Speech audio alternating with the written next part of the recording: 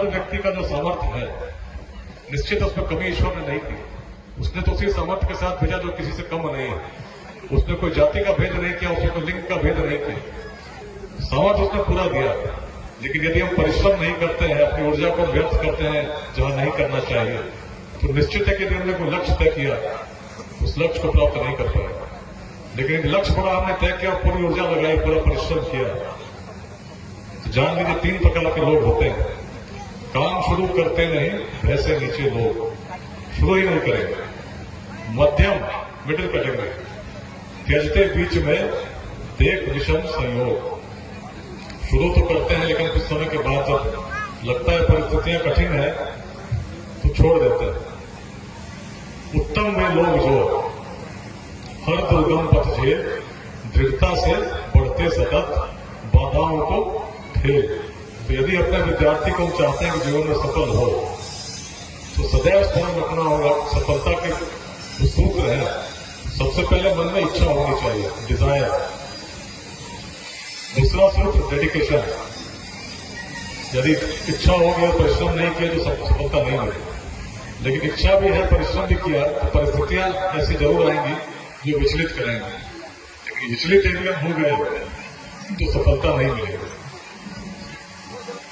3 Ds, Dzire, dedication, determination. यदि निश्चय दृढ़ होगा तो कैसी भी परिस्थितियां आएंगी, निश्चित है अपना मार्ग स्वतः निकालेंगे और सफलता को प्राप्त करेंगे। और बिहार तब सफल होगा, भारत तब सफल होगा, जब हर विद्यार्थी इन संस्कारों को डाल पाएंगे।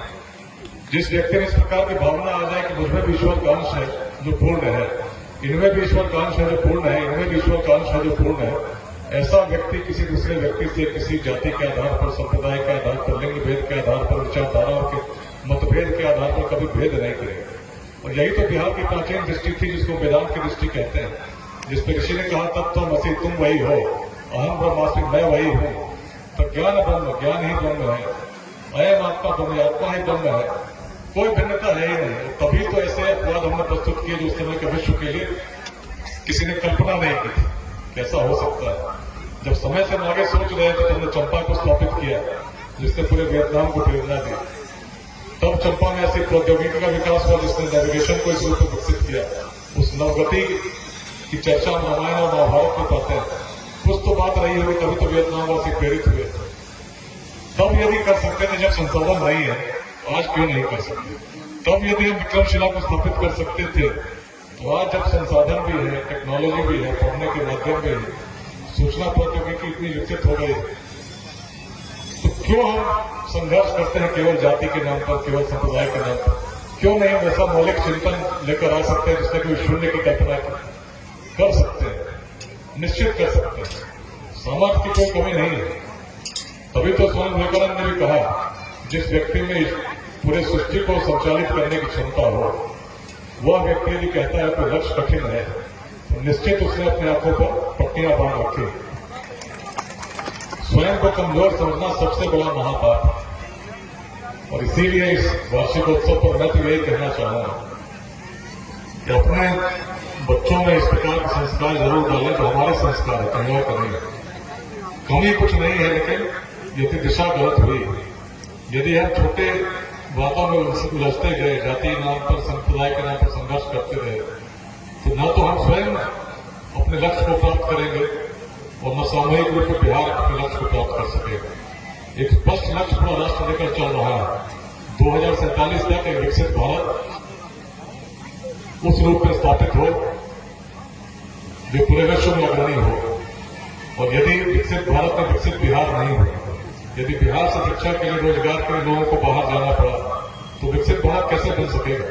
और विकसित बिहार तो तब बनेगा जब हर व्यक्ति उसमें योगदान देने का प्रयास करे, अपना लक्ष्य लेकर चलने का प्रयास करे कि मेरा भी इसमें योगदान होगा, चाहे किसी समाज के वर्ग से आते हो। लेकिन बिहार तो तभी बढ़ेगा जब मेरा उसमें योगदान होगा। जब बिहार की महिलाएं आगे आएंगी, प्रयास करेंगी, तभी तो बिहार आगे बढ़ेगा। यदि एक वर्ग आगे बढ़ गया, एक वर्ग पीछे रह गया, तो सामूहिक रूप से बिहार कहां आगे बढ़ता है? और सभी को यदि लेकर चलना है तो सबसे बड़ी भूमिका युवाओं की होगी। 30 वर्ष से कम लोगों 9 करोड़ युवा हैं जिनको आने वाले 2 दशकों में शिक्षा और रोजगार की आवश्यकता हो। और ये किसी सरकार के द्वारा संभव नहीं। जब तक समाज जागृत नहीं होता, जब तक विद्यालय जागृत नहीं होता, क्योंकि संभव तभी होगा जब उद्यमिता की क्रांति होगी, जब हमारे विद्यार्थियों को उद्यमिता के भावों को दे सकेंगे। और उसमें विद्यालय की भूमिका सबसे महत्वपूर्ण है। प्राइवेट स्कूल एसोसिएशन से जुड़ना मेरे लिए बड़ा सफल रहा है। अनेक कार्यक्रमों प्रत्येक जिलों में जाता रहा हूं और जहां भी गया हूं मैंने हमेशा बात की है, राष्ट्रपति के क्रांति अधिवेशनों में कहा है कि जो नई शिक्षा नीति आई है उसका भी एक उद्देश्य है कि किस प्रकार उद्यमिता के भावों को अपने विद्यार्थियों में स्थापित करें, कि केवल सरकारी नौकरी तक नहीं सोचें, कैसे हम कोई स्वरोजगार कर सके, कैसे हम कोई प्रकल्प लगा सके, कैसे कोई उद्योग लगा सके, कैसे कोई व्यवसाय कर सके, इस पर भी चिंतन करें। गांव के बारे में जब हम बात करते हैं तो केवल ये नहीं करें कितने लोग डॉक्टर बने, कितने लोग इंजीनियर बने, कितने आईएएस बने, कितने आईपीएस बने, कितने शिक्षक बने, इससे कोई गांव विकसित नहीं होगा। लेकिन यदि हम बात करते हैं कि किस गांव में कितने उद्यमी बने, कितने बड़े व्यवसायी बने, कितने लोगों ने कितने लोगों को रोजगार दिया, तभी बिहार की वह समस्या समाप्त होगी जिसके कारण हम सभी विचलित हैं, जिसके कारण अधिकांश बड़ी जनसंख्या को जो सक्षम है बिहार के बाहर जाना पड़ता है। यदि हम चाहते हैं 2047 तक विकसित भारत में विकसित बिहार का निर्माण हो तो सबसे पहले जाति और संप्रदाय के संघर्षों से ऊपर उठना होगा, योगदान देना होगा सबसे पहले शिक्षा के क्षेत्र में, केवल डिग्री प्राप्त करने के लिए नहीं, स्किल्स होने चाहिए। जब तक उस प्रकार के कौशल नहीं होगा तो हम कहां कुछ कर पाएंगे। उद्यमिता के लिए किस प्रकार से हमारी युवा पीढ़ी में उद्यमिता के भावों का संचार हो और शिक्षा विकसित हो, उद्यमिता विकसित हो, समतामूलक समाज स्वतः बनेगा, क्योंकि हर वर्ग को साथ लेकर चलने से ही विकसित भारत का स्वप्न पूरा होगा। युवा पीढ़ी के ऊपर एक बहुत बड़ा दायित्व है।